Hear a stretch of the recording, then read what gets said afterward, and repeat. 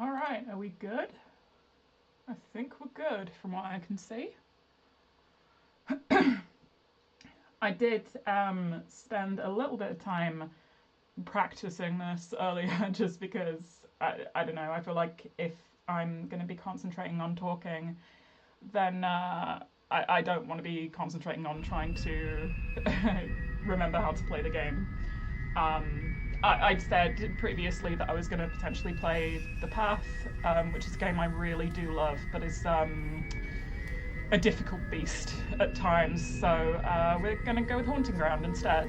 I'd say both certainly fit into the genre of what I have decided to call feminist horror.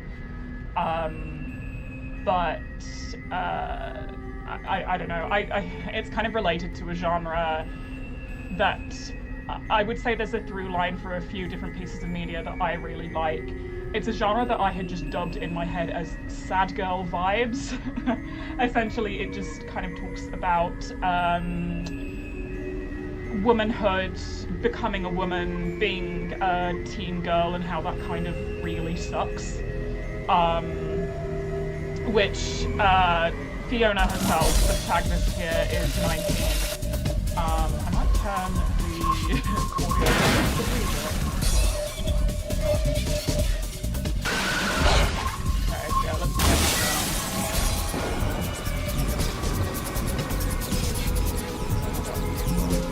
Hopefully that's not professional, never mind. But yeah, Fiona herself is 19, so she's kind of right at the end of the curve for that, here. You know, in Silent Hill itself, then Hinako's age is somewhat fraught. She is portrayed as, you know, wearing her school uniform, but the best guess that I could put is that she's perhaps in her early 20s. But yeah, that's the whole interesting thing there. Now, I have beat the game a couple times since being New Game Plus. I'm gonna try to be quiet during cutscenes. That also gives me a chance to think of things to say. Unlike my Silent Hill 2 streams, this is completely unscripted. I kind of finished Silent Hill F quite recently and just have a ton to say about it because it's obviously one of the new generation of Silent Hill games, but possibly is one of my favourite at the time.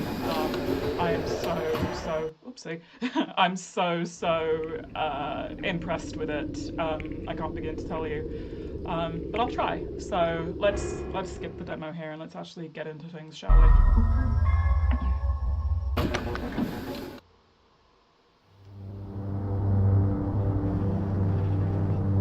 Plan is to go for about an hour. We'll see how much stuff I have to say about Silent Hill F. A lot of it is just general praise and drooling over it, honestly. Visuals, sound, writing, it's all just absolutely fantastic. There's very little about it that I didn't like. I've never been a fan of Silent Hill's style of combat. But that's also a strong suit. I know that doesn't my argument, but I don't know, that's just kind of how I feel about it.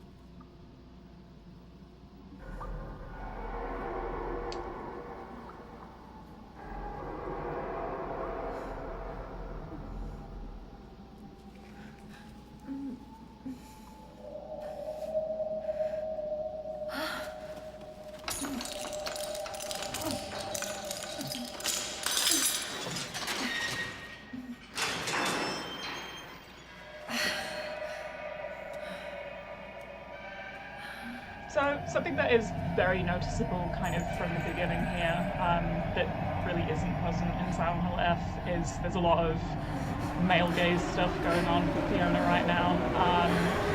I would say that I don't want to say it's straight up not a fan service, because it kind of is. But I think there's also quite a lot of it that is about vulnerability, is about kind of, as the viewer, we are invited to kind of gawp at her, really, but also we are almost kind of complicit in the same way as kind of the stalkers, the antagonists that we're going to be seeing later on. Huey. It's obviously not something that happens in Silent Hill F. You know, it's honestly something that I saw even from the trailer. Quite a few horror games, things in the horror genre in general, will have the protagonist's clothing kind of being ripped and breaking apart and coming apart as kind of metaphor for their mental state.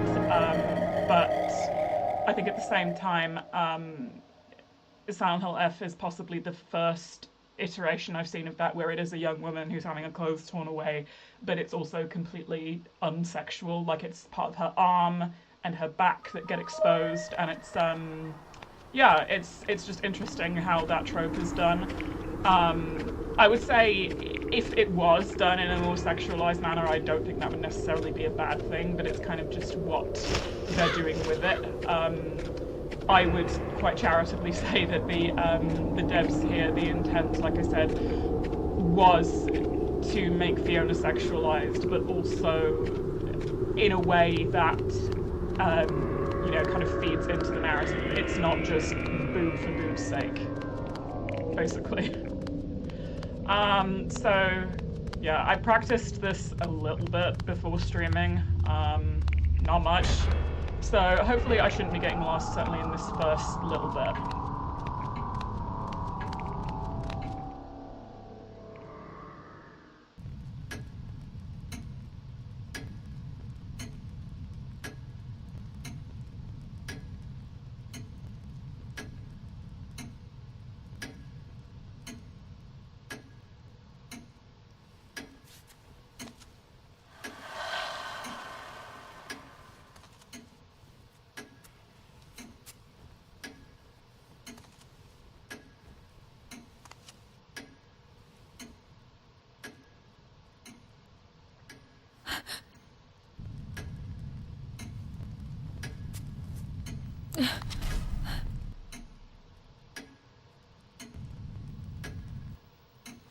I've gathered some clothes for you.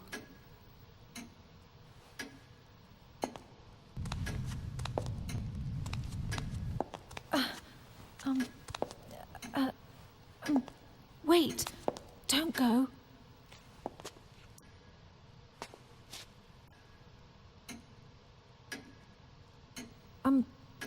Excuse me, but where are we? And how did I get here?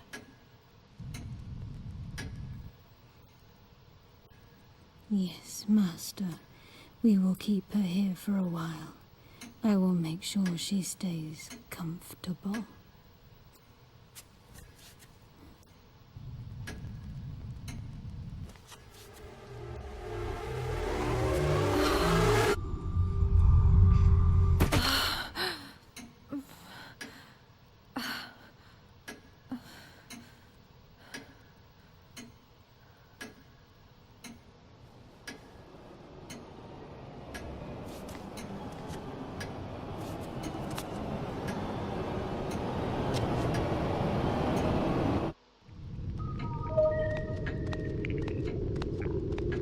So that was Daniela, Fiona's lady's maid, I guess you could call her.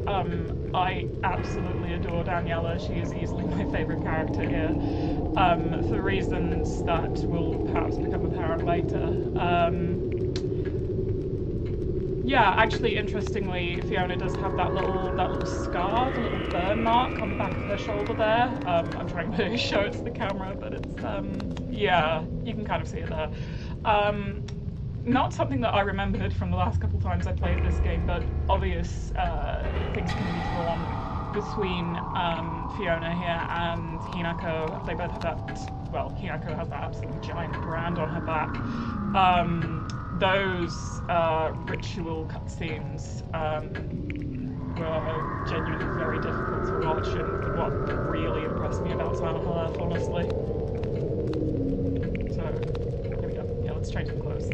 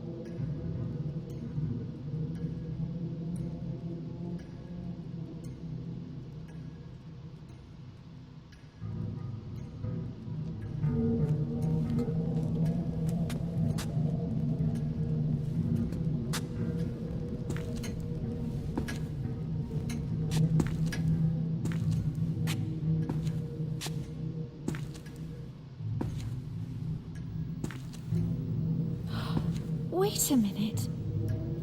I remember being in the car with...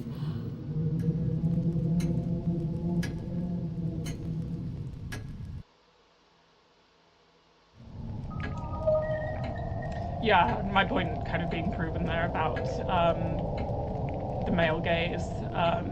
It's a very big theme in this game specifically. Not so much in Silent Hill F.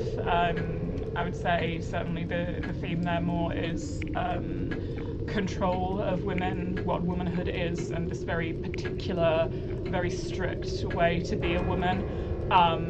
Whereas the sexual overtones here in Haunting Ground are incredibly strong. Fiona wants to find a map. We have a tutorial here. So just purely just to flex, I will show off the fact that I do have all of Fiona's costumes unlocked. But we're gonna be with classic Fiona for now, I think. And before we do anything else, we are going to save.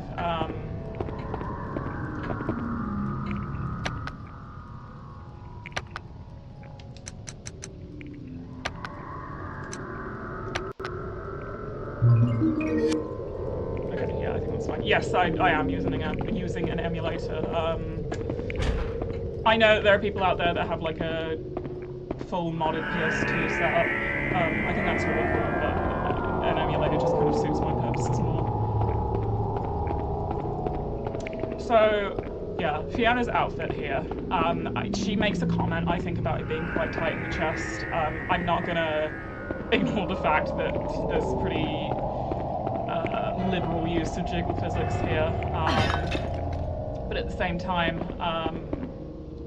again, I think there's more here than just simply fan service. I do think, especially with a cutscene earlier, that the overall vibe should be one of, or is one of vulnerability and of being exploited.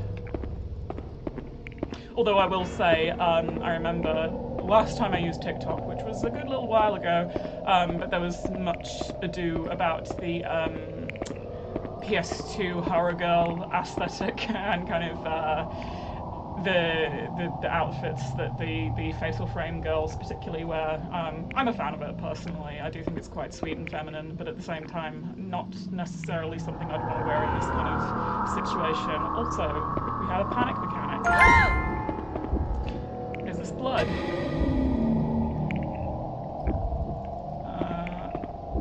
No, we've not got a panic tutorial here. Okay, so this is a similar system to the Clock Tower games, I believe Haunting Ground actually started development as a Clock Tower title. Don't quote me on that though.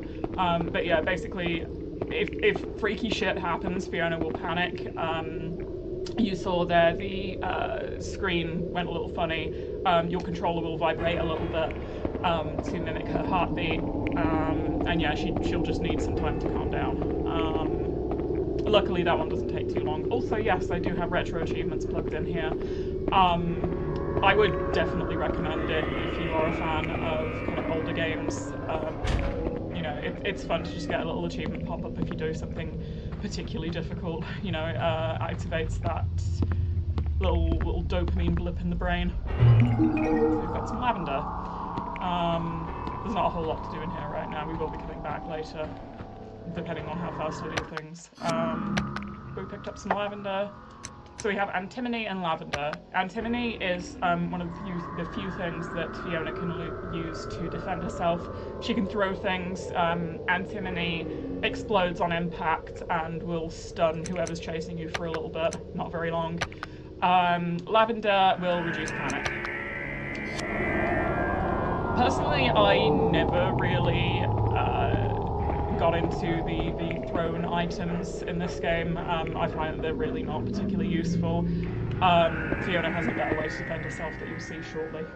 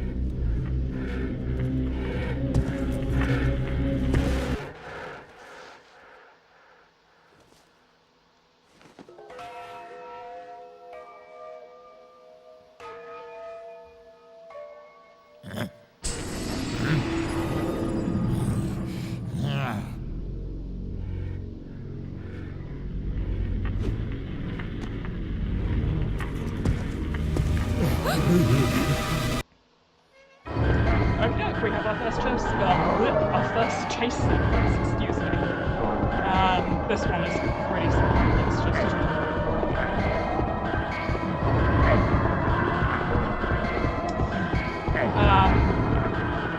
yeah, I guess my mind is everywhere right now. I'm thinking of the chasers. Divilitas is the large man here, and he certainly is our only chaser. Daniela will also be chasing us at some point. Just thinking of her as there is a line in her specifically, she says later on, she says that she is incomplete, and well, one could probably guess, or potentially guess from Fiona holding her hand over her lower stomach like that, particularly the second theme, or one of the other themes in Haunting Ground, is the concept of fertility and the idea that one is not a woman unless you are fertile. Daniela, as the rest of the inhabitants of the castle, are homuncular. They are human-made humans, basically. Daniela specifically was made without a womb, and the idea that one isn't a woman unless you are fertile, unless you have a womb, is something I think both that you can have a big discussion about just from this game, but also that Silent Hill F plays into a lot. Not that there's any character in that is infertile, but there's... I don't actually know the names of the enemies because they're not listed in the game itself, but the enemy that's a large pregnant woman, basically. She has multiple breasts. She has a large distended stomach. And Hinako, in her little diary, makes a comment. She says specifically, "I would rather die than turn into a monster like this." You know, the idea of that specifically because one is a woman, that you have to have children and give birth is something that is obviously completely wrong. It's completely immoral, but also is very scary. Pregnancy changes the body in ways that we are still learning about now. And to think that there are so many women at that time, and even still now, that just take it as given that because they are a woman they must have children is chilling, honestly. Okay, we're gonna make a couple keys here. We don't need this one right now, but just for the sake of speed.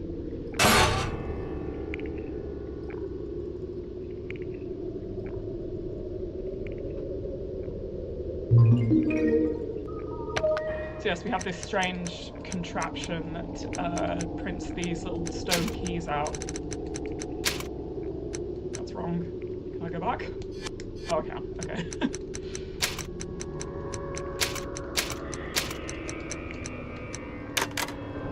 Okay. Let's keep moving.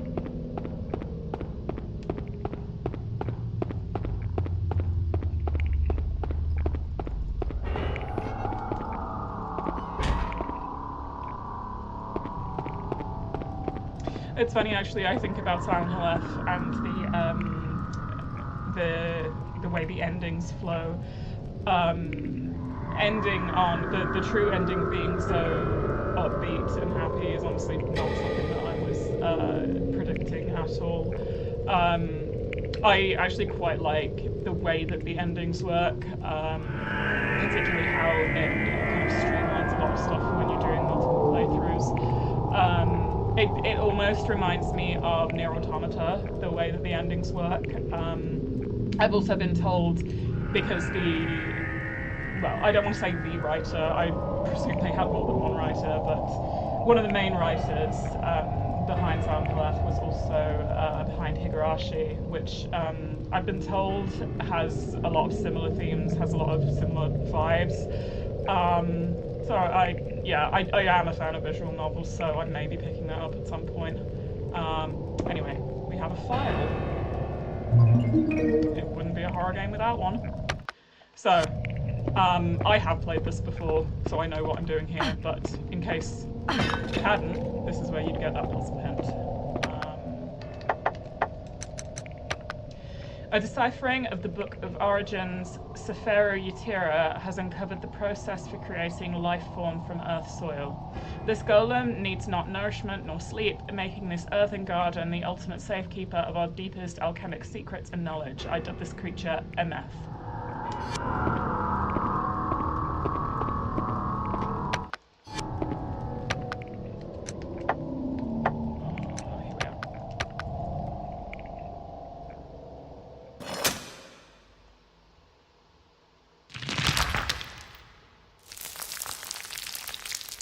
So by using this plate key, which we can rather than MF, it gives us a little something extra.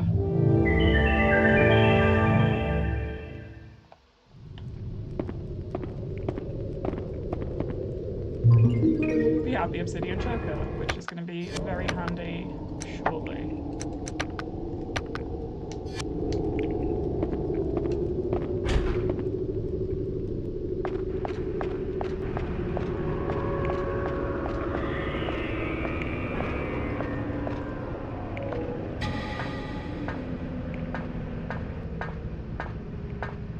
I always really have a soft spot for horror games specifically, but other pieces of horror media where the setting is just one single place. Like, if I explain, so if it's a big spooky hotel or mansion or castle, as this is here, or even with something like Danganronpa where they're stuck inside a single school building, I couldn't tell you why, but I've always liked that in my horror media. I think because, in a way, when you have that, then the setting almost becomes a character in itself. A little like House of Blues, I guess you could say, but let's not get into that just yet.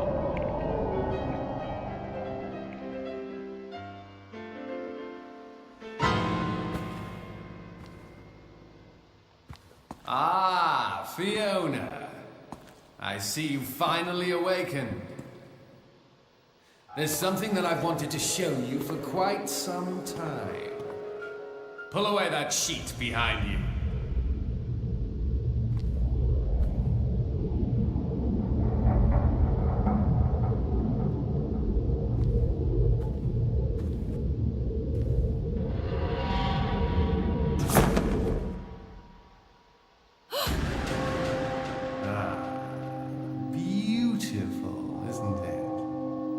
That, my dear, is what you will become in the future. Go ahead. You may touch it. You will be mine, Fiona.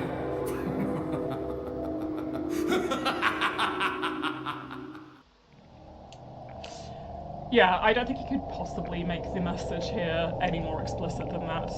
Fiona herself does not like looking at this thing. Understandably so.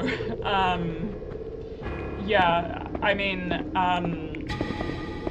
the idea of this very, I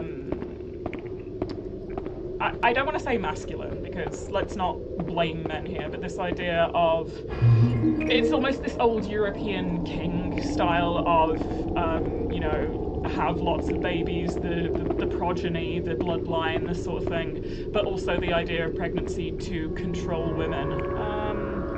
Okay, so I didn't do this earlier. She wants to knock this thing over.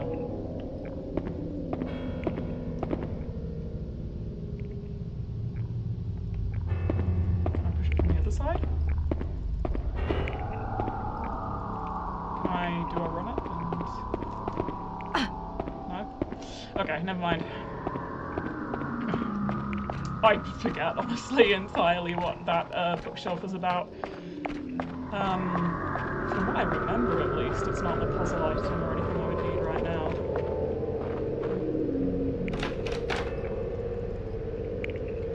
We just picked up the key.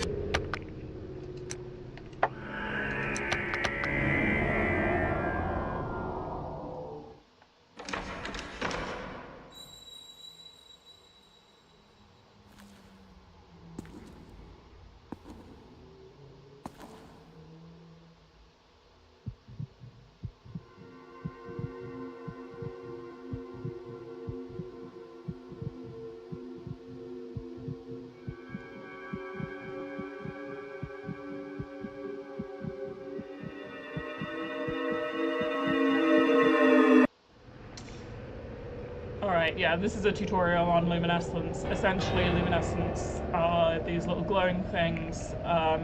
They will hurt Fiona. They will chase after her and sting her, basically. Yeah, so we are going to avoid at all costs. Oh, something that I haven't pointed out just yet, but something that you can do is shut the door behind you, pretty much no matter what situation you're in. I'm actually not sure if this has an effect on, like, chasers or, what are they called? Basically, debilitas et al. I'm not sure if you shut the door, then they can't hear you as well, or something like that, but, yeah.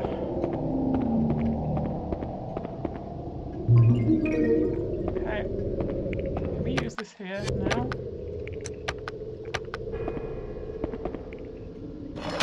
Aha, we can.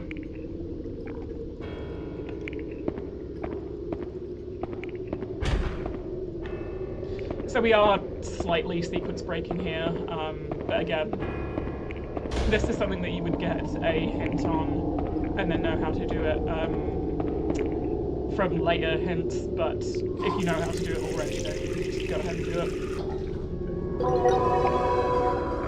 So yeah, recovery points are indeed a thing. If Fiona is panicked, then there are areas where she can restore herself instead of using an item like the lavender.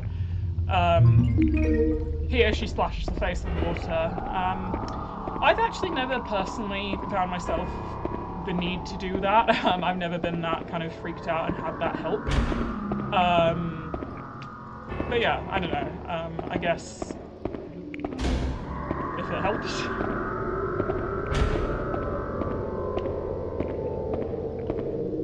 Okay, I think that one counts as a little hiding place. We can just shut that. One of these has something in it, I think. It wouldn't be that one. Not that we have the key for it just yet.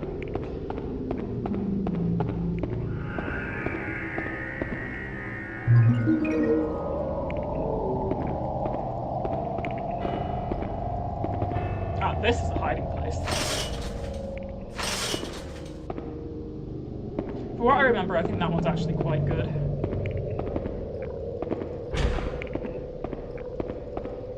Okay.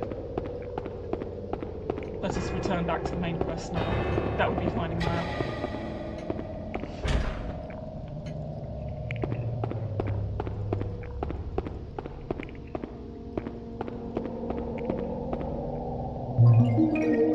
Chicken jerky is something that we are not necessarily going to know to use just yet, but we'll be getting used for it very shortly. I think this is a shortcut? No, it isn't. Okay. We're not going to check that out just yet. There's a order to do things in.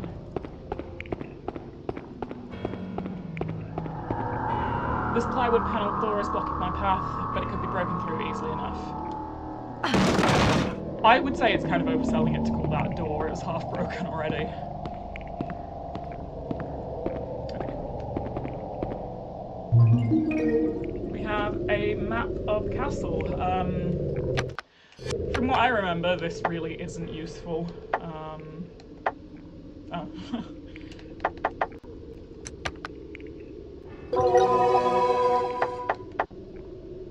Yeah, it's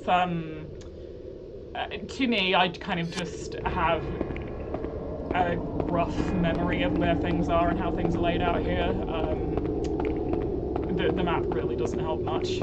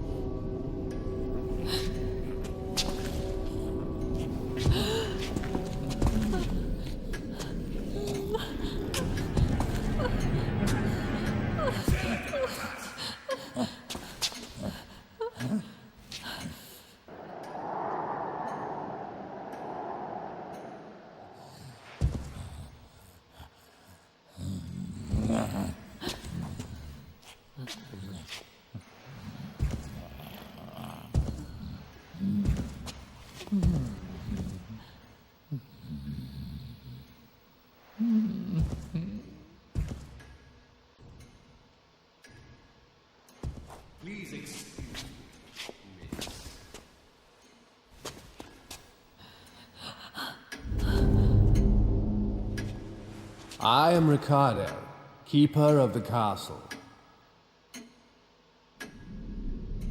So sorry to hear about your accident. Your parents.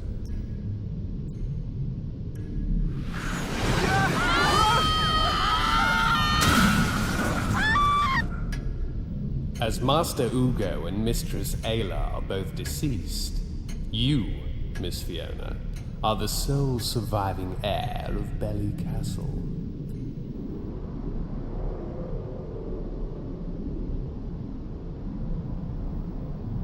Are you in pain, miss?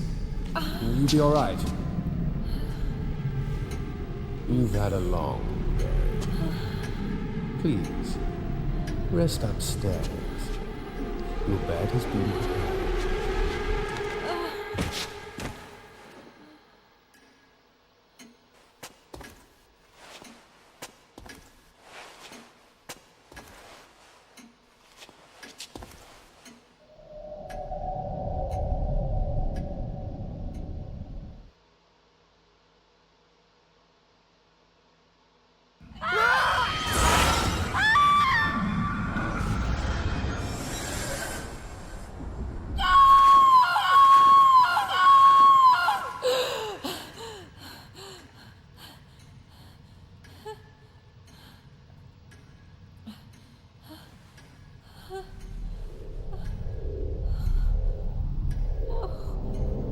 This isn't real. It's just a dream. This can't be happening to me. It can't be. Oh.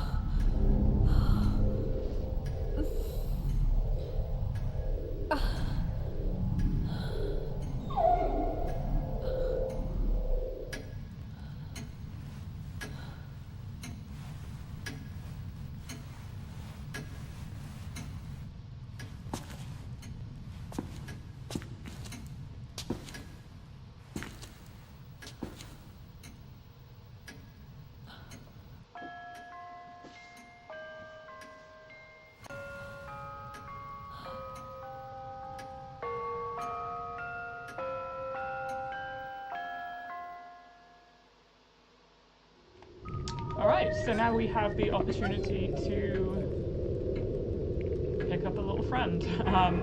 If I just leave it like this, it may not make it through the night. Yeah, those longer cutscenes actually give me a break to think of things that I have to say regarding Silent Hill F. I think, I was initially thinking of potentially playing Rule of Rose for this stream. But it's interesting to think of the fact that Hinako is completely alone. Even through some of the endings that seem a little bit cheerier, like Fox's wedding, this sort of thing, she's alone. There is not a single person out there that wants Hinako to do what's best for herself, other than Hinako herself, which is crazy to me. I honestly felt this is some real nerd shit here, but I honestly felt quite sisterly towards her almost, because it seemed like everybody had kind of an idea of what she herself should do with her life, but nobody wanted to say, do what you want to do. But yeah, I bring up Rule of Rose because that also has a little dog friend in the game. This is Huey. We saw his collar in the intro. This time. And he is going to be returning shortly to help us out. Where Hinako had absolutely no one but herself. It's her and her iron pipe, and that's about it. Much as... God, I'm blanking on the characters' names now. Much as Shu said that they were partners, I think Shu kind of had his own idea. Hello, B. But I think Shu himself kind of had an idea of what Hinako should do with her future. And it's crazy, I think he was quite put out by the fact that she may potentially wanted to have married Kazuyuki. And I feel, you know, throughout the first, like, 3 playthroughs, I was very anti-Kazuyuki, honestly. I was convinced that he himself was the one that was pushing for the wedding and didn't even, like, consider the idea that it would be something that was pushed onto him as well. So yeah, I realised I completely blanked just what the game was telling us here. So there's an area around here where apparently some animals were being kept.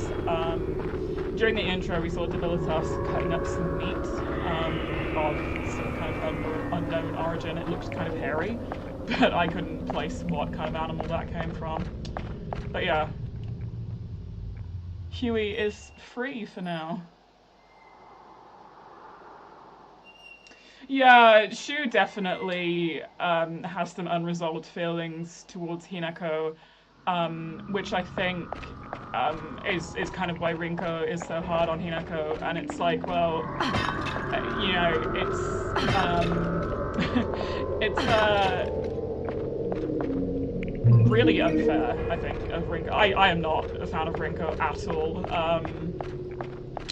You know, I was talking to a friend about this, and she was saying that she'd had girls in her life who'd actually reminded her of Rinko, where it's like, I am doing nothing to you, and you kind of have a problem with me existing.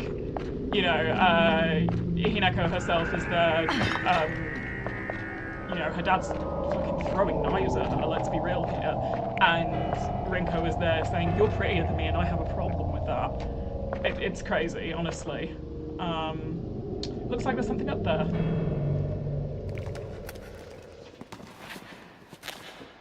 But yeah, I think Shu's issue is kind of that he doesn't want to force the issue with Hinako, but I think he does have feelings for her and is just not capable of saying that. And I understand that's a tough situation to be in, but at the same time, I think he does put a lot on her. So yeah, that is a puzzle item we can't get just yet.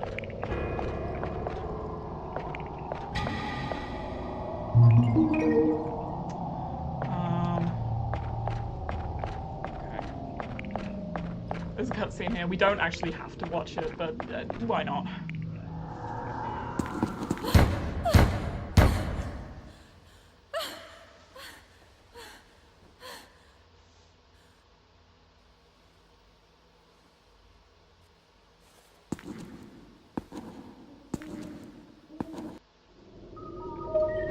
Yeah, it is very, very high school, honestly. You know, I think part of the idea is that it seems like everyone in F is in such a state of arrested development. And I think that kind of speaks to the fact that even in the 60s, there was this snap of, you know, you're a kid, you're in school, you know, you're a young teen, you're in school, you're married. You're married, get pregnant. It's crazy to do that sudden shift. But yeah, at Rinko I have major fucking issues with. You know, I kind of have the exact opposite feeling towards Sakuko, who has this very childlike manner to her. You know, she wants to, like, she wishes her family ran the sweet shop instead. That's kind of what she's very associated with. That casual little wave from Divilitas there. But then you have this idea that she wants to actually maintain the shrine and be in those traditions, which is obviously traditionally very masculine. Up until very recently, women could not be Shinto priests, I think. Don't quote me on that, but it's what I'm saying is it's traditionally very masculine. It would not have been a woman's thing to do, and she wanted to be this spiritual leader.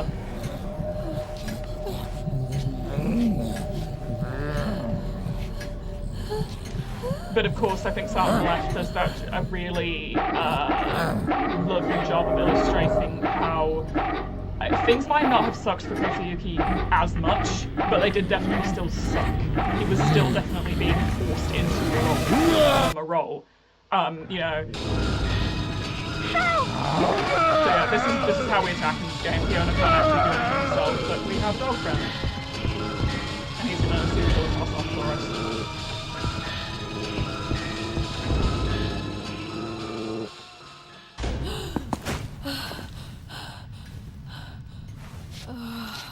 Yeah, I mean, there is the Shrine Maiden. I think maiden really is the important term here. Maiden meaning young woman.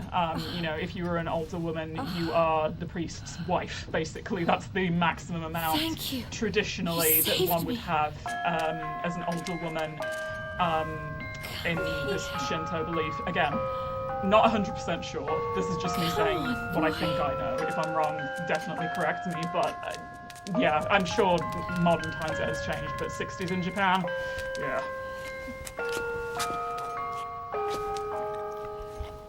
What's your name? So yeah, what I'm saying is I think Silent Hill F needs to be renamed and Hinako needs to have a dog friend. So you're Huey. Vestal Virgin, yes, definitely. Well, hi, Huey. Yeah, the idea that these are young women, these are the two roles that you can have as young women. Either, you know, you're dating to be married, you are betrothed to someone, or you commit yourself to religion and then cannot possibly then, you know, marry and have children. There's a whole lot of commands we can do on the right stick here for Huey. Unless you're actually interested in playing the game, I won't break them down right now. But let's give him some praise. Huey. Boy, Huey. So there is a mechanic here, basically. Huey at the start isn't super obedient. As you go along, he will listen to commands more readily. There's a friendship gauge. I think maximum value is like 250. You can't actually see it in game, but yeah, basically that's dependent on a couple of endings. Like a couple of endings are dependent upon what relationship you have with the dog. Japan is insanely averse to change. They absolutely are. Still using fax machines, I hear. Which, like, there's aspects of that in every society. You know, England particularly is filled with old people as well, and it's kind of not great. But yeah, I think, you know, the fact of the matter is Silent Hill F is set in 60s Japan, and there's a very concrete reason why it was set at that time. I think, you know, something that's not particularly given much story significance, but I think definitely is the fact that Hinako's dad would have fought in World War II. Unless he were disabled in some way, but I can't see necessarily that he would have been. Of course you can't tell on sight, but... Huey, that's not what Come on. There's an item down here that he needs to get. Go, Huey. Aha, he's gonna do it now. There we go. Very smart boy.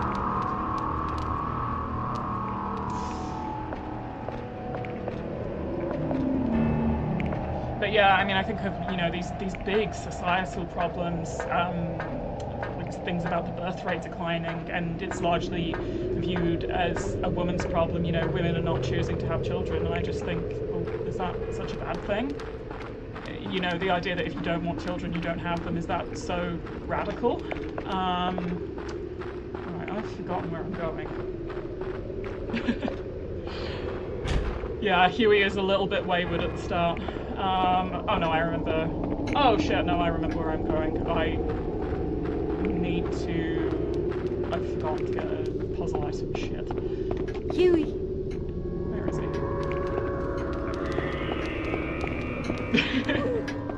Huey is a very brave boy, okay. Huey. Okay, and now you stay.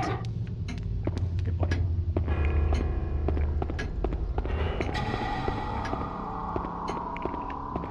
That does something. It's not in the rest of it. Maybe I don't need him to do it just yet. Yeah, actually, I think that's related to the other puzzle. Let's go and pick him up again. Oh, shit. He got off anyway. Alright. Okay, alright.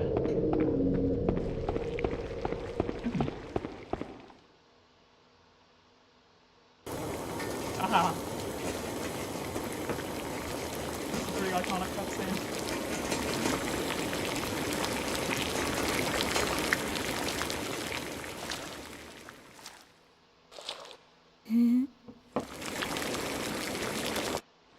I think it's quite interesting, actually, that you have Daniela, who, this is spoilers for the game, but Daniela is a homunculus and was made without a womb. But she is the maid, and in all other forms, you know, we think of this traditional, quote-unquote, perfect woman, you know, she's cooking, she's cleaning, she's ministering, looking after things in that very womanly way. And yet, because she is unable to carry children, she herself says that she is incomplete. You know, there's a lot this game has to say about just these really gross attitudes towards women, basically. It's the only way I can put it. It's gross. This is a dolly fit, though, I absolutely agree. Oh, okay, that was the puzzle hit for where I was, what's the word? I was sequence breaking earlier, so this half has RE, and this has ST on it, so if you make a plate that says rest, then you can access that little rest area. Okay, is this where we can get around? It is! This is the shortcut. Okay, let's go and find Huey again. So,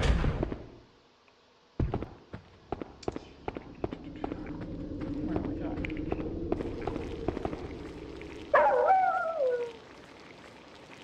Yeah, I mean, it's something that I was saying a little earlier. Fiona herself is very sexualized. I'm not gonna take away from that for a minute. You can see as I'm walking here. Those are some jiggle physics. But it's in a way where, you know, you kind of have to look, because, you know, movement draws the eye. But in the same way, it's, you know, we as the viewer are almost kind of complicit in the same way of the sexualization of Fiona. Come on. As the main antagonist is. Yeah, that's a really good point, actually. Yeah, yeah, certainly. I think. So, Debilitas is kind of the more wayward servant. Come on. You see, he chases after Fiona. He calls her Dolly.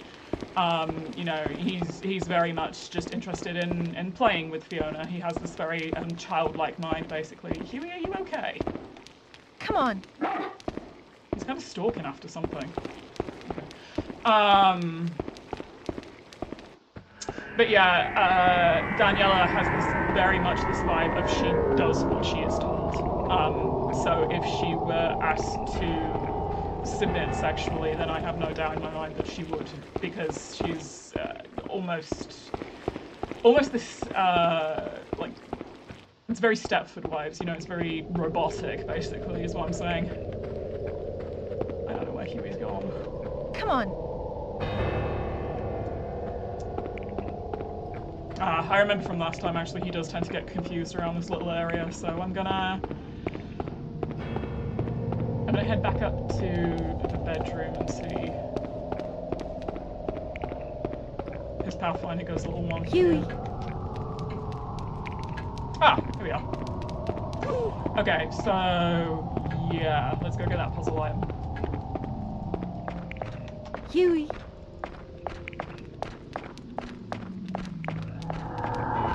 So some of the commands, just talking mechanically here, some of the commands, you have to be standing still and kind of standing in front of Huey to give. Some of them you don't, so you can actually call for Huey as you're running along.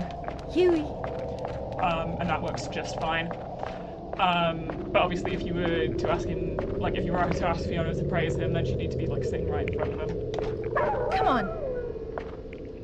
Sometimes he'll do that, by the way. He's not getting hurt, like there's no enemies around. But you'll just hear a little howl sometimes. Go, Huey. Okay. Go get us a puzzle item, Huey.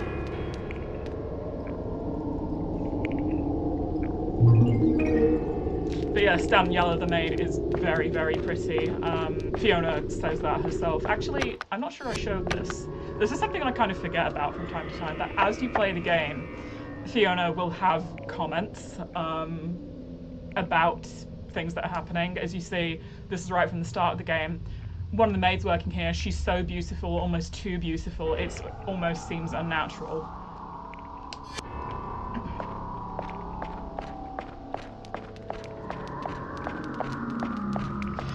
I mean, I guess I think it makes me think kind of this idea of, you know, this Abrahamic idea of Huey. God made humans specifically with free will, so... Huey. Huey, come on. But yeah, so specifically so they could disobey sometimes. Oh yeah, like Medley. Huey. Come on, Huey. Don't be bad.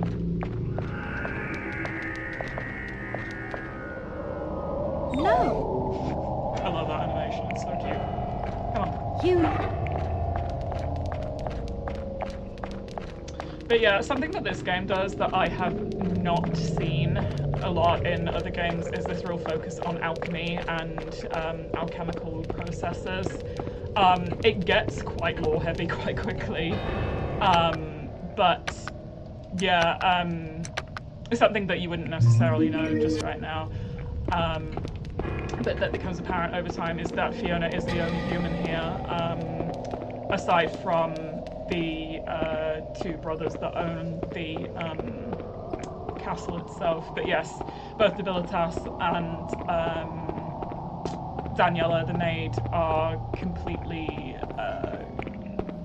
man-made, I guess you could say. They're homunculi. Yeah, the sound work here is really good. I really love the kind of ambient noises that you hear as well. They almost kind of remind me of some of the chase music in Silent Hill Earth. Okay. We need him to come here because we need him to get down. Yeah, it's something that was very common in both PS1, PS2 horror games or horror games of that era. It was that you would have very Go, Huey. a lot of attention to detail for the footstep sounds. Huey. Excuse me while I'm dog wrangling. Yeah, I think a lot of horror games in general are quite lore heavy, which is something that I quite like, you know. I love to be told a story.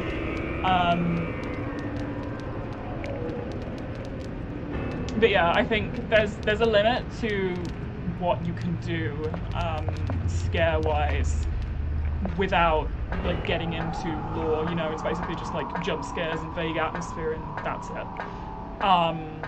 But interestingly, you know, I saw a comment on the Silent Hill subreddit recently that was talking about, it said Silent Hill isn't scary, it's depressing. And I just think, like, is that not sort of the same thing? Like, I think of the awful the Silent Hill 2 movie and the idea that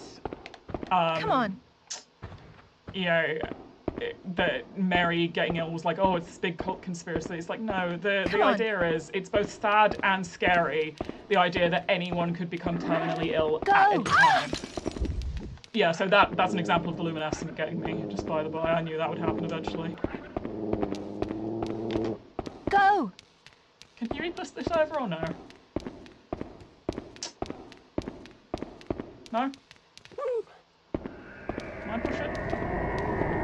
No. Okay. This is about as far as I got for practicing earlier, so I'm floundering a little bit now, but no, it's fine.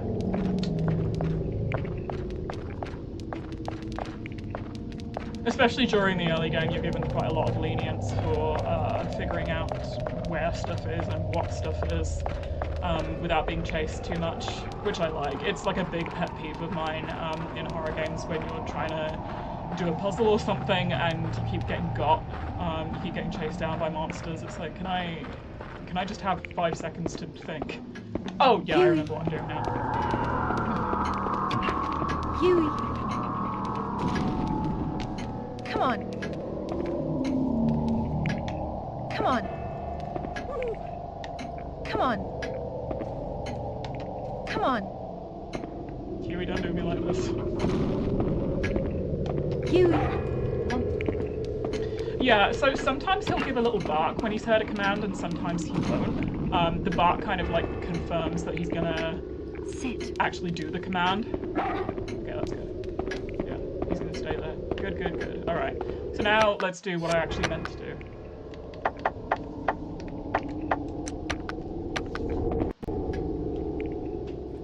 Yeah, I definitely recommend this one. In terms of horror games from around this period, I would say the PS2 has the best horror games out there. It's why I like it so much. But Haunting Ground especially has a very particular vibe. It's almost like it's quite fantasy-esque, especially because you know you are in this big spooky castle, and like I said, there is what's the word? There's themes of alchemy and kind of you know, this kind of more magical stuff. Okay, there is a trap here. Good boy.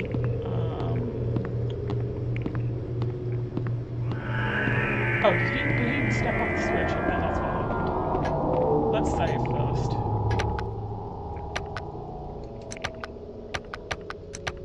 Okay. Yeah, a lot of people talk about how certain horror movies are very comforting to them. I get that in a certain way. To me, a lot of this era of horror games are quite comforting. Yeah, he stepped off the switch, that's fine.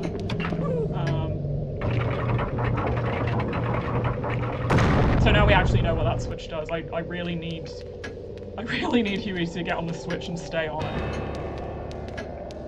But something especially about the ambient sounds, the ambient music in this era of horror games is particularly good. The Silent Hill 2 soundtrack is really good for sleeping to, genuinely. Well, not all of the tracks, but most of them. Yeah, I think I said this before when talking about Silent Hill 2 versus the remake. Silent Hill 2 remake it's very gritty, it's very real, where Silent Hill the original has Silent Hill 2 the original has this very dreamlike, meditative sort of feeling.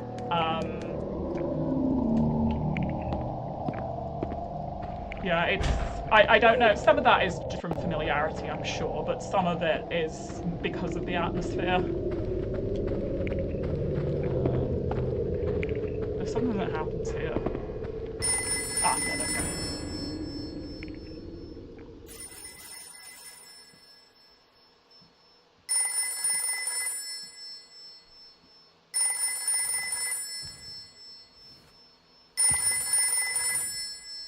I would call this a Silent Hill 3 reference if I thought... In fact, I think this came out earlier than Silent Hill 3, so...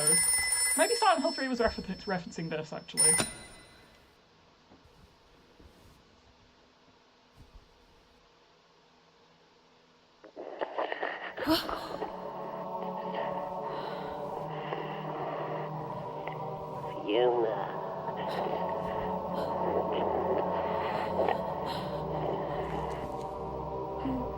Who is this?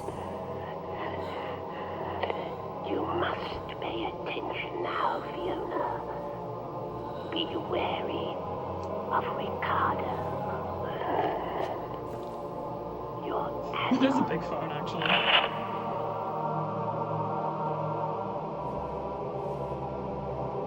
Fiona, I don't think, is particularly tall, though. Hello? I think Daniela is a little bit taller Are you than her. there? I think, obviously, you know, the fact that she's quite a small woman does add to the feeling of vulnerability.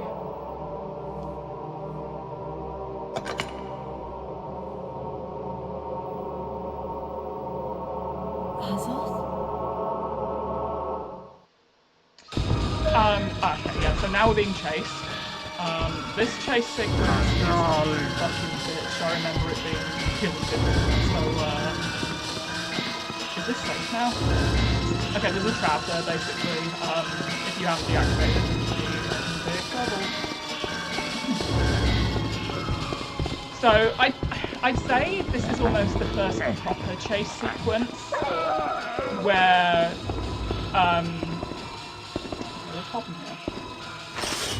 Yeah, so chasing kind of really is the big thing that happens with this. You know, this is the kind of, you don't really have like monsters to kill. It's just that you will be chased pretty often. Divilitas isn't great at finding you, but you can have his moments.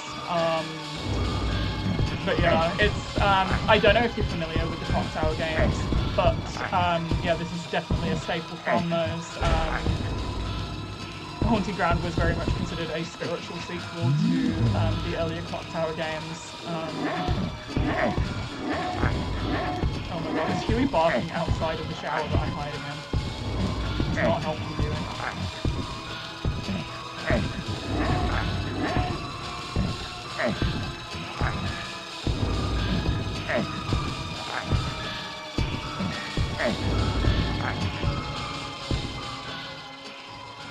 Okay, so it says coast clear. We're gonna hang out for a minute because Divilitas is gonna be right outside that door. Yeah, the Clock Tower games, certainly the first one, visually is very beautiful. It was on the SNES and is some of the best sprite art from that era, I'd say. There's basically, it almost has Final Fantasy syndrome where there was games that were released in Japan and then games that were released in America, and both of them called themselves Clock Tower 2, but one of them was Clock Tower 2 and one of them was like a different Clock Tower, and it, yeah. Okay, the regular music has come back now, so I think we're alright. There's still every chance that we're gonna run straight into him though.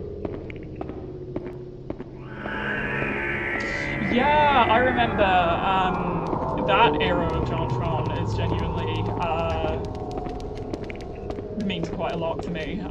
That, the video on Goosebumps, and the video on Are You Afraid of the Dark, I loved all those three. It's just quite a shame that JonTron turned out the way that he did, basically. Okay, so now we're gonna go back to where we were. I'm not going to be running for just a bit, just because Divilitas is going to be quite lonely. Everything he says about the first Clock Tower game is true.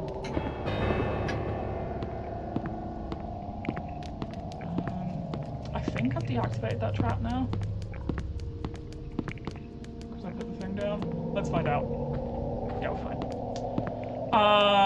Yeah, I love JonTron's old stuff as well. Okay, so what I'm talking about when I come through this corridor and I talk about a trap, there is a little window here that has like a fuckload of like darts or arrows or shit, where if you were to walk across this while the breaker was up, then it would shoot and kill you. Oh no, it's fine. I'm well aware of JonTron's like earlier stuff, and then the fact that he kind of went a little crazy. I think his newer stuff sucks, so.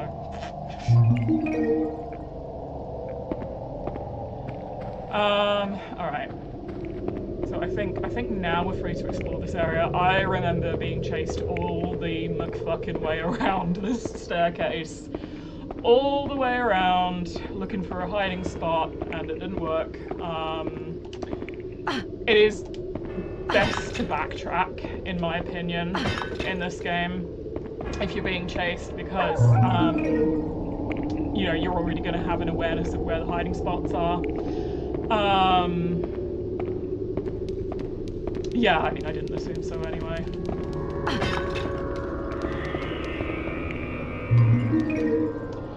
Okay. Can we open this now? Yeah, so another thing this game and Silent Hill F have in common is that you can open like a shitload of shortcuts. There's also a couple luminescents out there, so we're gonna skedaddle.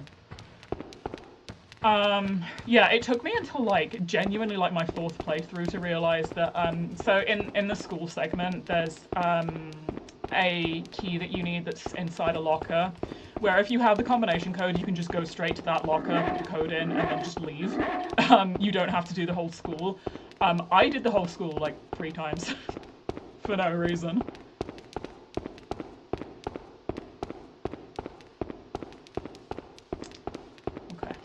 I also rewatched a lot of the old cutscenes, just because I wanted to make sure I wasn't like missing anything. Okay, yeah, Divilitas is going to be somewhere around here as well, I think. This is a puzzle. I don't remember what for, so we're gonna leave it alone for now.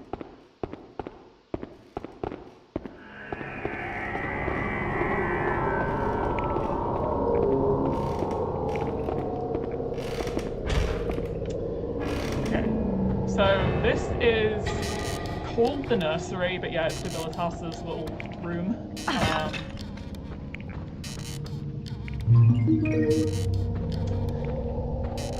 I actually learned what a bisque doll was from this game, because that's, if we look at what we just picked up. Yeah, the bisque doll. We can use that to throw and distract Debilitas. So, the understanding I had of bisque dolls was that they are made to resemble a person, but I think is that, it's more that bisque is like a form, like a medium with which you make dolls, like China dolls or like celluloid dolls. I think that's it. I don't know. They're old, creepy looking dolls, basically. Okay. I've also been chased all the way through here. I remember actually. So this wardrobe here is a hiding spot. I'll show you.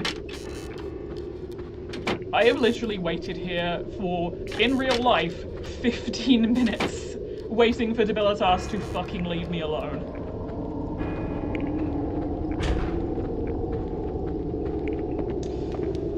Ugh. Yeah, so bisque, yeah, like I think, there are certainly bisque dolls that are made to resemble people, but I don't think that's the case all the time. Yeah, I don't know, people say that they're creepy. I personally like that older style type of dolls. I think they're quite cute personally, but... So we have a spooky hole here. Ah, it's just like Silent Hill, we have a spooky hole. We're going to go in the hole.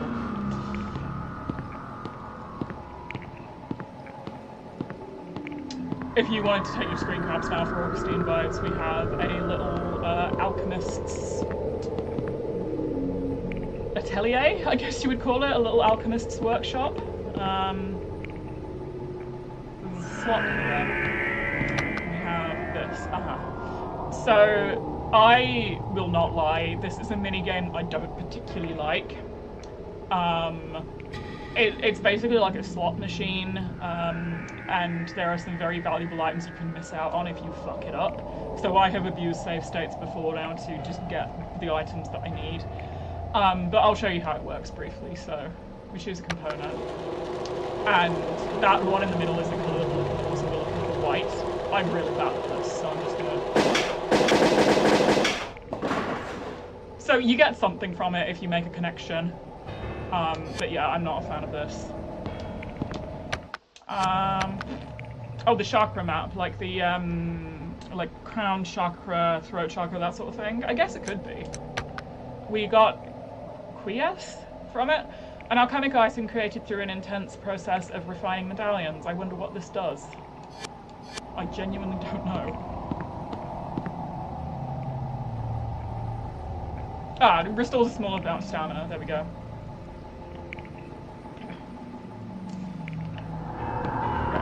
This is also where we can change outfits, if you wanted to. We're just fine with passing Fiona for right now. You do get a gun with one of the outfits, but I found personally that it actually doesn't work particularly well.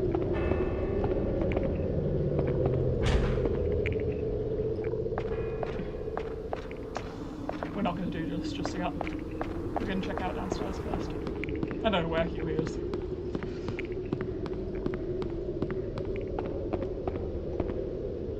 There's actually a camera tool that you can use, specifically for use with PCSX2. Obviously this is all fixed camera angles here, that's something that the older Silent Hill games do.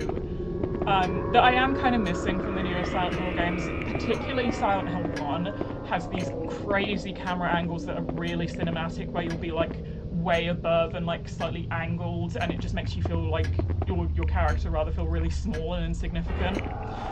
There's another hiding spot here. And there is also a TV that you can turn on. It's funny actually thinking of like you know, how, oh, where the hell did Huey come from? Anyway, but thinking of how, like, cut off this place is from the outside world, they actually do have TVs. Not that they show anything, but if you turn them on, if you're being chased, particularly by Debilitas, if you then run, yeah, here he is. So we're gonna shut the door quickly. We're gonna hide under the bed. So if he were to come in, and he is gonna come in now, yeah, so he's gonna be distracted by the TV as he comes in.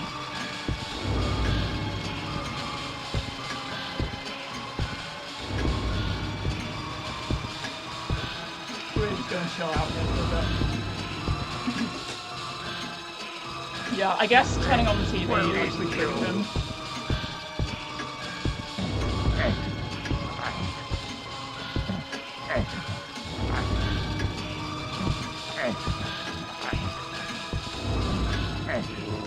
Again, it says coast clear when you can literally still hear him, so we're gonna hang out here for a bit. Yeah, Fiona is never particularly in a rush to shut the doors.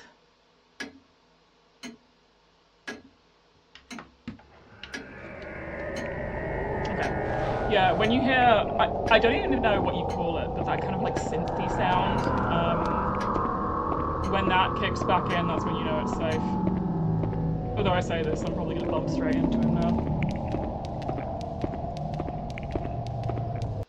Some of the animations are quite funny. I do really love like the effort that was put into Huey especially. He has that like silly floppy tongue that sometimes comes out. He you know, has his floppy little ears. He just looks very dog-like, as you would expect, but like you kind of know what I mean. Hello, Turquoise. All right.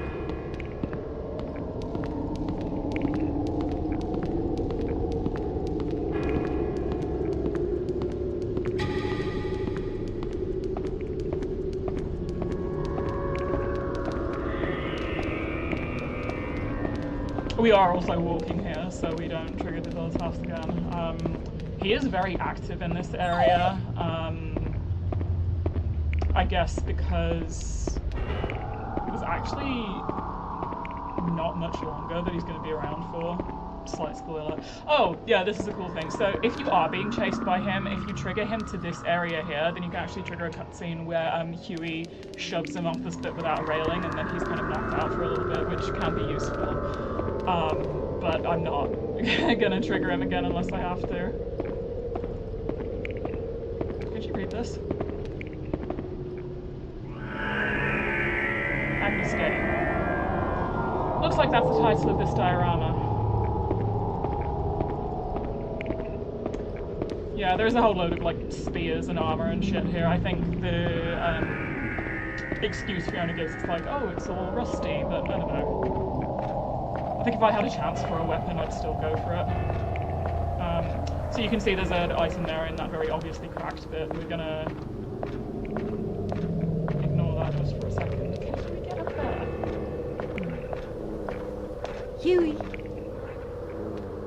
Yeah, so Huey's actually standing and growling at the thing because he knows it's a hazard, so to speak. Go, Huey. No, he's not listening to a word I say. No. Come on. Huey. Go, Huey. Can he get up there? Oh, and he did it. What a good boy. Okay. So yeah, now we have to go to the very obviously cracked, falling away bit of floor here.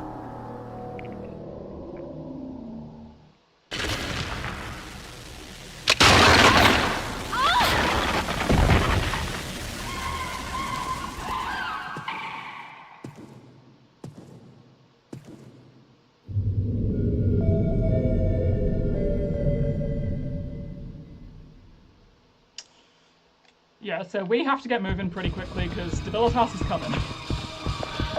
And we're also being chased by the rest of the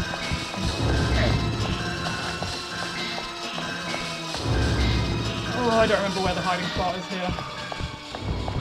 Oh yeah, no problem.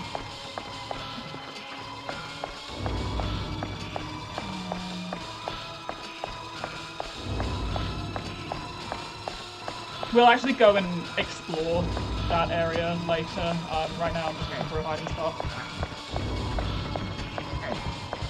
Yeah, so an interesting thing is you can hear the chase music actually getting a little slower as we get further away.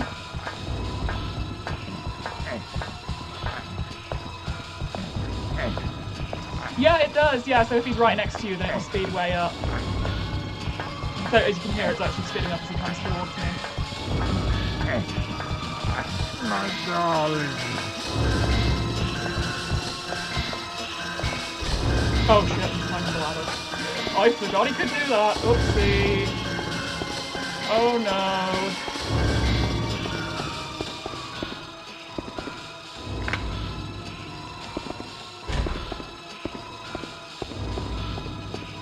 Okay, but now we've unlocked the shortcut element.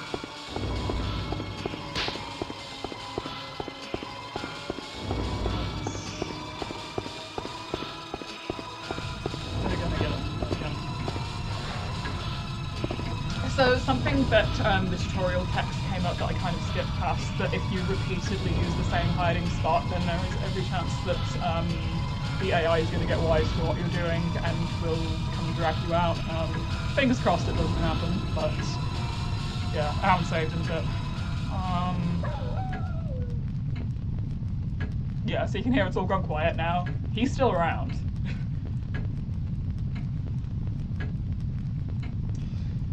Yeah, Fiona is really, that's kind of the fastest that she can run. I do wonder actually, because there was a cutscene earlier, basically the situation that she finds herself in is she was in a car crash with her parents before ending up here, so I do wonder if she's perhaps not slightly injured.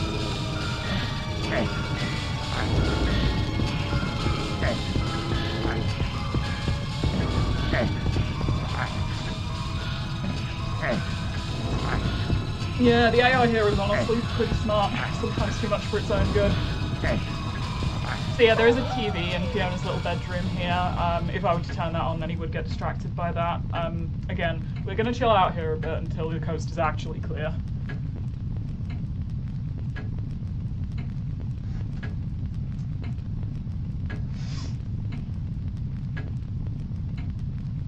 I'm listening for the synth. But yeah, while we're hanging out here, I can briefly go back to my thoughts on Silent Hill F. I think the only thing that I haven't discussed as yet is talking about Silent Hill as an anthology series rather than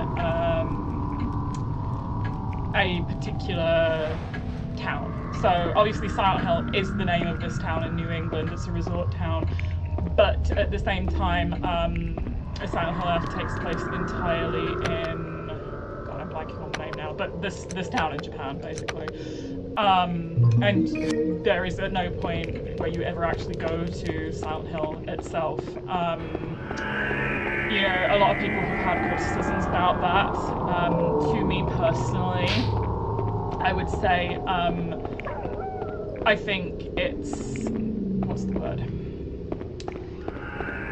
I think, first of all, I think Silent Hill F is a fantastic game, but also a fantastic Silent Hill game. It fits very well that, I'm losing what I'm trying to say here, but also I think that, you know, the thread is more the fact that the very first Silent Hill game is about a young girl who has these psychic powers,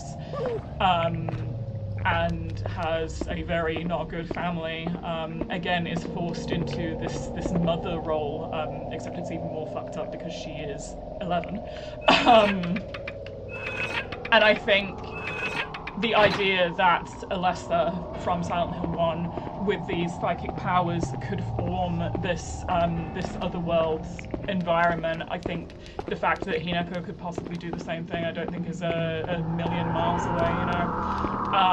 I think Silent Hill F definitely goes for more of like a, oh, it's all in your mind type thing, but I think the idea that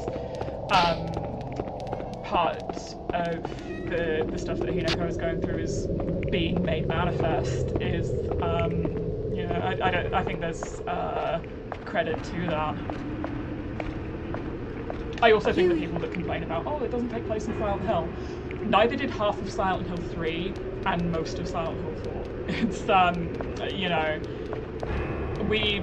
you have to expect the franchise to grow and change at some point.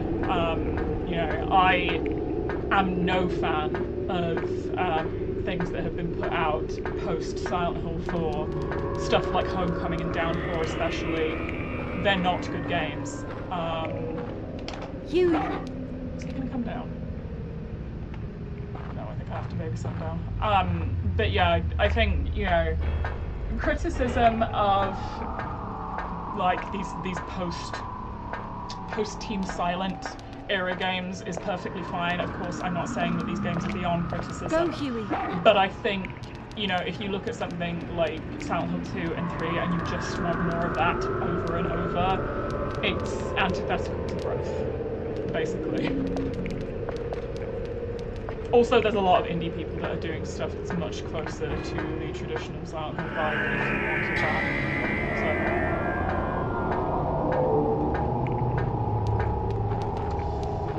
Okay, let me get back to where the hell I was. It's going to take a minute. Did I unlock this yet? Okay, shit. Okay, we can get to the other side of the portcullis and open it when we're not being chased.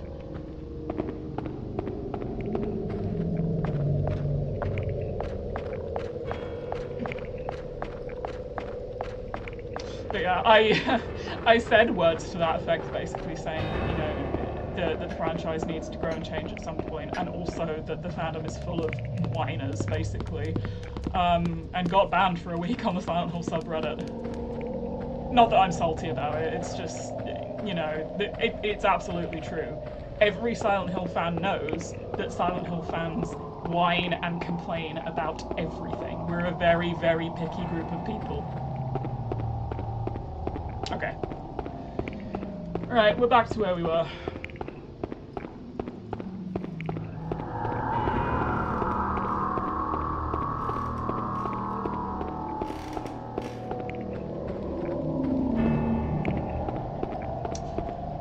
Okay. Again, not sure where Kiria's got to, but I think we're safe from Debilitas for now.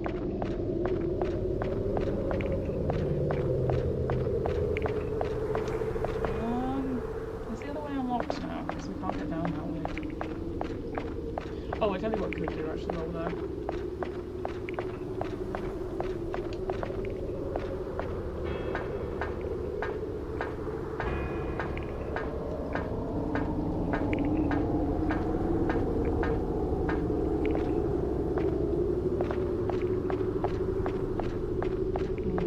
Oh, it's down the other side. Okay, so we can't do this stage just yet. We have to down this drawbridge to access kind of chapter 2, I guess you would call it, of the castle, but we can't do that right now.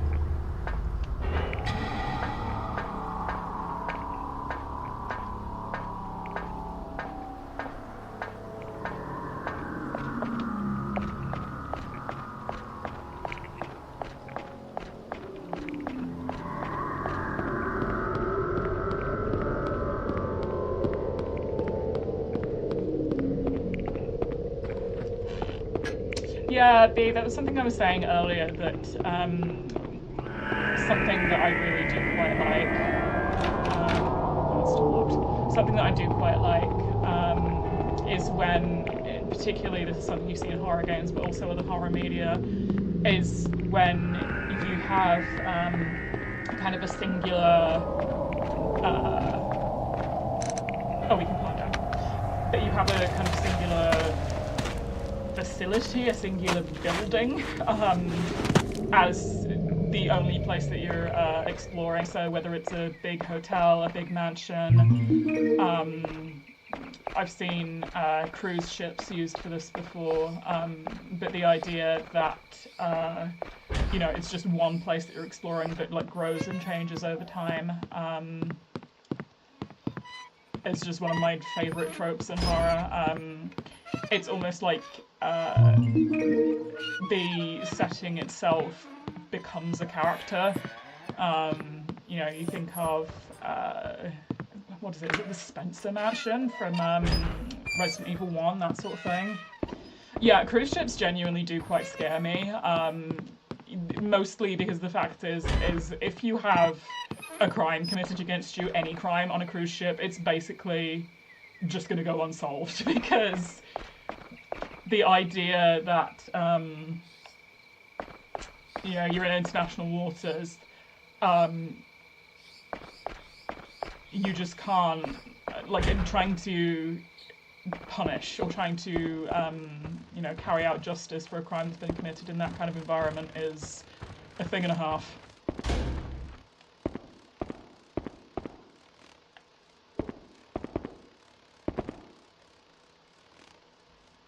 In Notre Dame, yeah, and this is a very good example of that. Oh, we have bug friends. Oh, I forgot about this, yeah, so on top of the rest of the very anti-feminist messaging here, we have a whole load of paintings of ladies, very beautiful paintings that have all been slashed. I'm no critic, but it doesn't seem that bad, says Fiona. But yeah, kind of the one that I drew on was Hope's Peak Academy from the first Danganronpa. That specifically has the mechanic where, as the chapters go on, more of the school is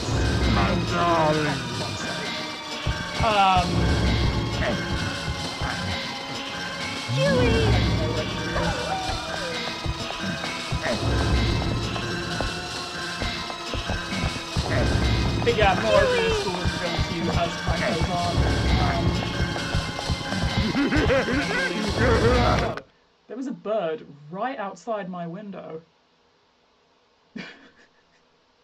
Sorry, I'm just pausing the stream for a second. That was like a little song thrush or something. It was like really shoving its head against my window to come in. That was crazy. Alright, let's do this. Huey! Huey! Huey! Huey!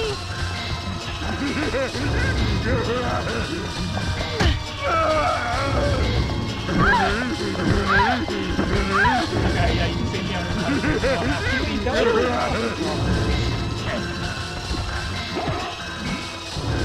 Huey! Yeah, so Fiona is animals are still panicking. Not running particularly well. Huey!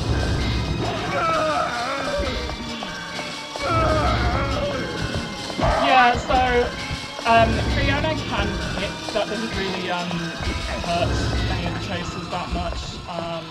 But what she can do is, if she's been running for a second, she can kind of do a little like rugby tackle thing that helps sometimes. It'll like, push them away a little bit.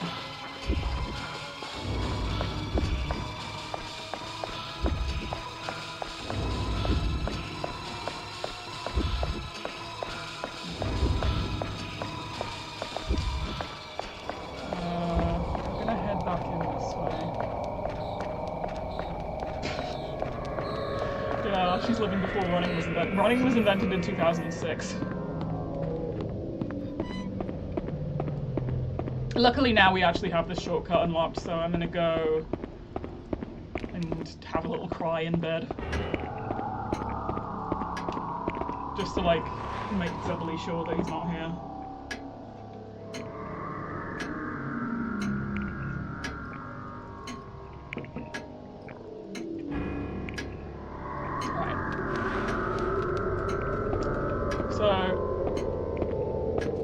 Okay now. So Fiona's low health kind of indicator is that she'll have her hand up to her chest. I guess she's fine now. Yeah, I guess she was just doing that because she was panicking.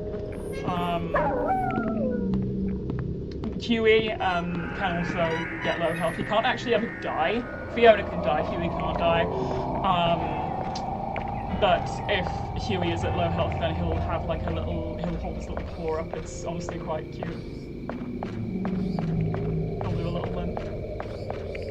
Okay. Certainly your panic gauge goes down. She seems fine for health now, so yeah. Panic and health are kind of the same thing. Huey! Come on! Yeah, Huey, I need you to get in a hole for me, please. Huey. Go, Huey! Thank you. Which, honestly, I feel like Fiona could crawl through that herself, but I get why she wouldn't want to.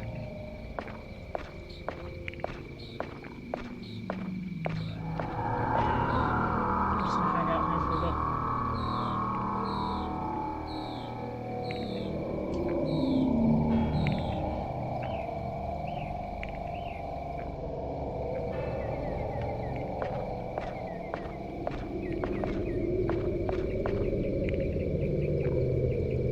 Oh.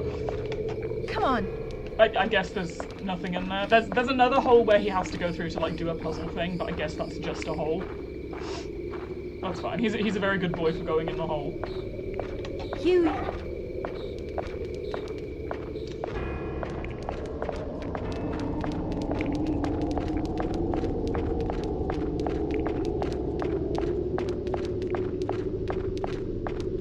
So first thing we're going to do here is open this.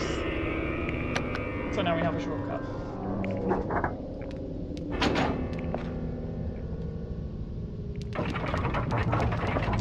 So if I'm to run through here quickly, then you see... If I was to run into a luminescent, Jesus Christ. But you see that this is from earlier, and we can get back to it quite quickly now. So now if we're actually to do the puzzle here... Come on! Huey! Where is it going? Come on! Come on! Come on. Not me repeating Fiona. Come on! Thank you. Go!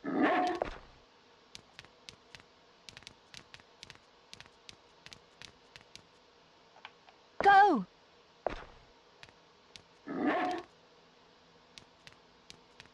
So Huey's going to go and get a puzzle item for us. We have some fresh flowers. Come on! I'm going to go do that now, just while I think of it. Come on! So Huey is currently freaking out because there's a luminescent there. It's basically evil Navi from Legend of Zelda.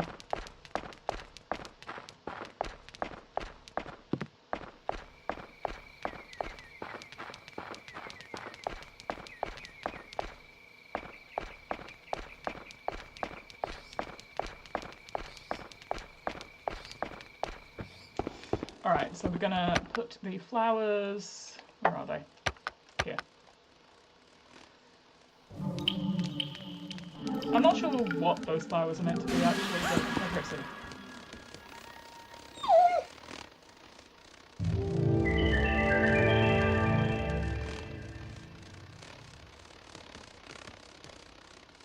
But yeah, we have a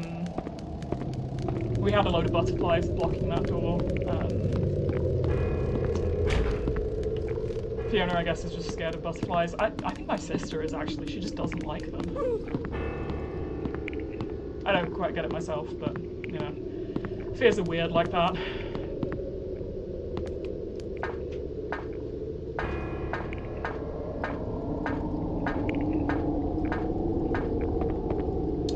Okay, I remember what I'm supposed to do here now.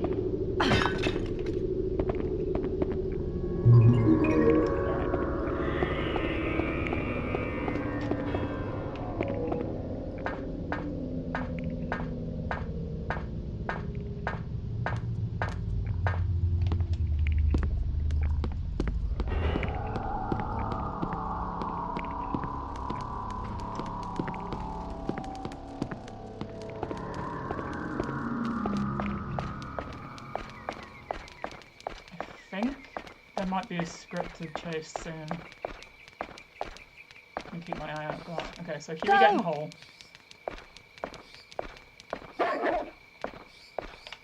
Go!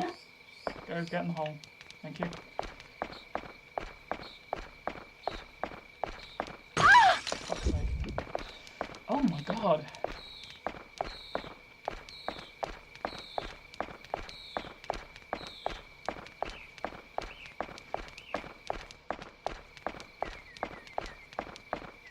Come on. Go! Okay, so he's fully in the hole now.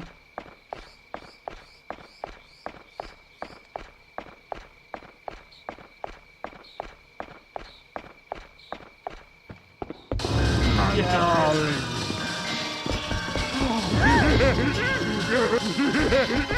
Yeah, so this chase is scripted particularly because Huey isn't there to protect you.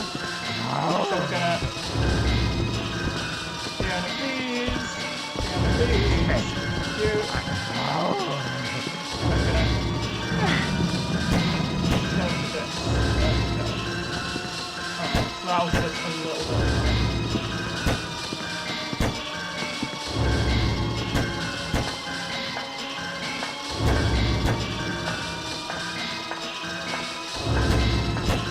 Alright, and there Huey is, so now we can tell him to go get the thing. Go, Huey.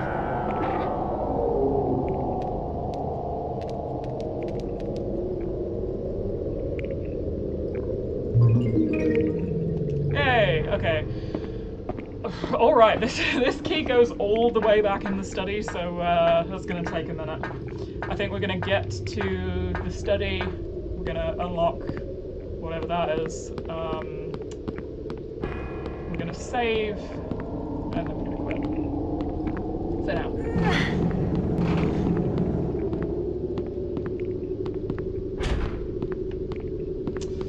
Yeah, honestly, if you think Fiona is slow, you should see how the chicks from Fatal Frame run. It's honestly, they don't even bother putting their arms up like Fiona does. She at least, like, attempts to run. Huey. I remember during PE class, that's basically what I would do. I would basically walk and just do the arms because I fucking hated PE. Huey. Yeah, but no, the Fatal Frame chicks don't even bother. So, if I stand here, you can see Huey is freaking out. There's something he don't like down there, and you can also hear someone whispering Fiona's name for a second. I heard it in my headphones. Okay, I think that is something, it's certainly something that makes Fiona panic. It might be something that kills her, so we're not going to do that just yet, just because I haven't saved. Yeah. Yeah, the voice actor for that character, I think his name is Lorenzo, but he did a really good job.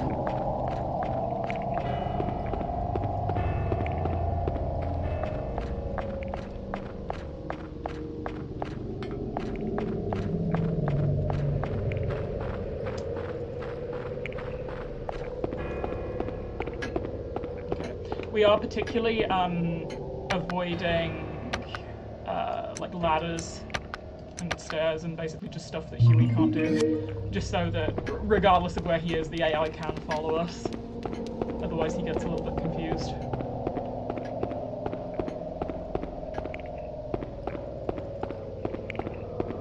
Okay, so we'll go through here.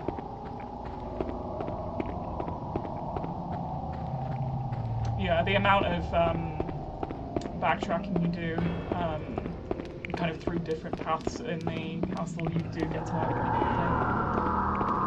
it. Huey can do stairs, he just can't do ladders. Okay.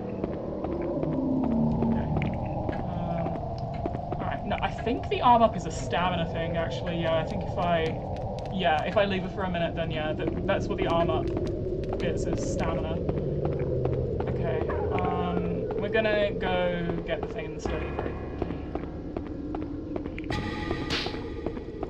I also don't know what that slapping sound is.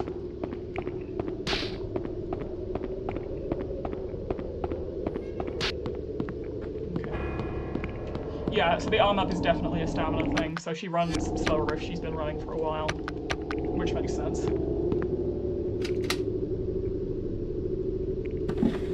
Lunar Refractor. Okay, that is a puzzle item, and I can't 100% remember where to use it anyway.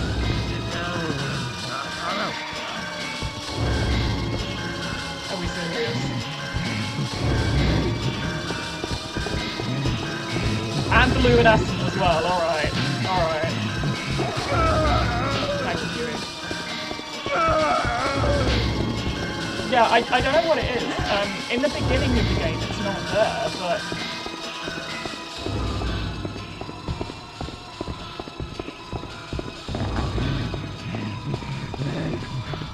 What's going on? Oh, never mind.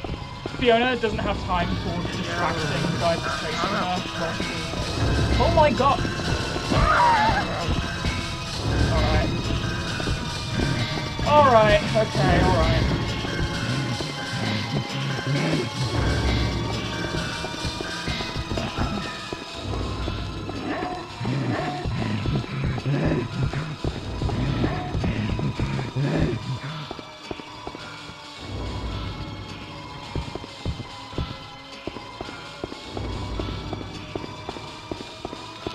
Oh yeah, I'll hide in the shower again, I think.